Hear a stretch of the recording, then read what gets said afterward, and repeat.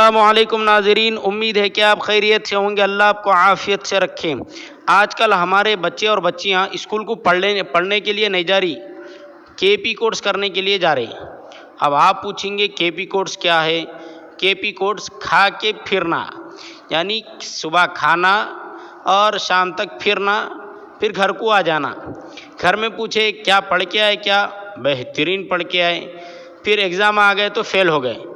माँ बाप पूछे कि बेटा तुम इतनी मेहनत करते थे, रात में 2-2 बजे तक मोबाइल में पढ़ते थे, सुबह से शाम तक आप स्कूल में जाके पढ़ते थे, रात में मोबाइल में पढ़ते थे, फिर फेल कई को हो गए?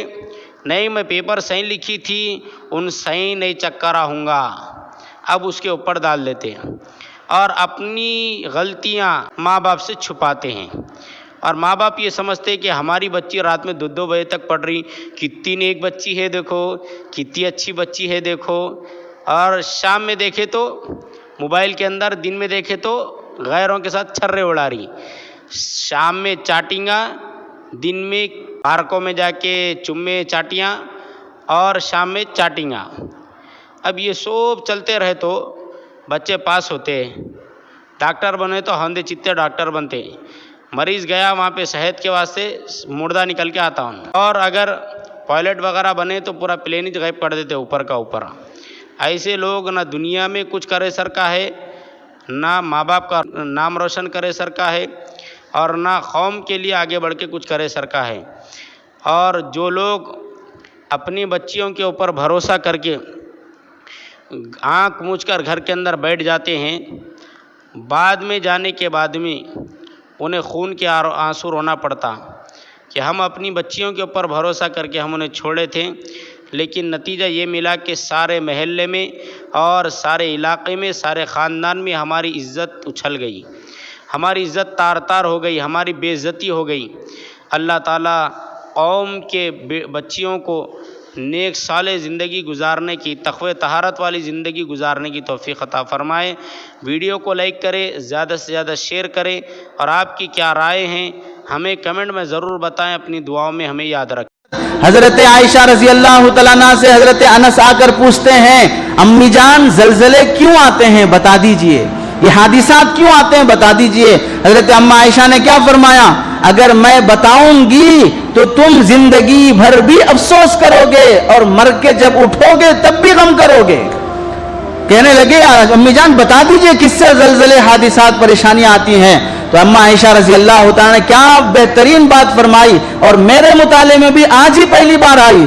अम्मी जान ने फरमाया कि सुनो, जब कोई औरत अपने मर्द के अलावा किसी गैर मर्द के लिए अपने कपड़े उतारती है तो फिर अल्लाह की तरफ से अजाब के फैसले हो जाते हैं, क्योंकि अल्लाह और उसके दरमियान में इज्जत का जो पर्दा था, हया का जो पर्दा था, उसने उस पर्दे को फाड़ दिया।